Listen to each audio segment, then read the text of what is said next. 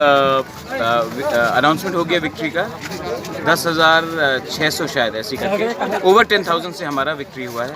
Almost 80% vote हमको ही मिला है। तो अभी क्या मैसेज देना?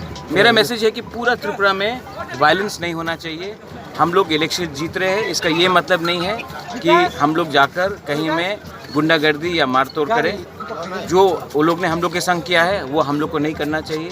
हमें अपने IPFT के संग भी, अपने जनजाति मोर्चा के संग भी, गणमुक्ति परिषद के संग भी, कांग्रेस के संग भी बात करना चाहिए और इलेक्शन के बाद उनको भी अपने तिपरा मोथा में लाना चाहिए।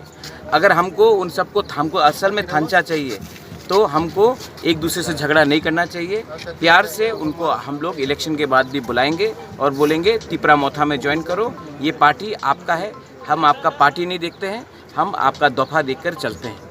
इसके लिए मैं अपने पूरे तिपरा मोथा के वर्कर्स को, लीडर्स को बोल रहा हूँ, जो हमारे साथ हुआ है इलेक्शन के पहले वो हमको, क्योंकि आज हम जीत रहे हैं, हमको उनके साथ नहीं करना चाहिए।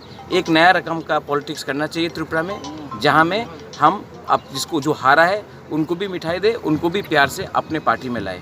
क्योंकि ढांचा तभी होगा जब जो लोग हमारे संग आज नहीं है वो कल हमारे संग आए और हमारे संग शांति से हम लोग एक संग ग्रेटर त्रिपुरालैंड का मूवमेंट शुरू करें। कितना तिपरा मोथा? कि 19 से 20 सीट में हम लोग आगे हैं। बाद में टैली शायद 21 या 22 भी हो सकता है, लेकिन हम अभी एब्सोल्यूट मेजॉरिटी में आ रहे हैं।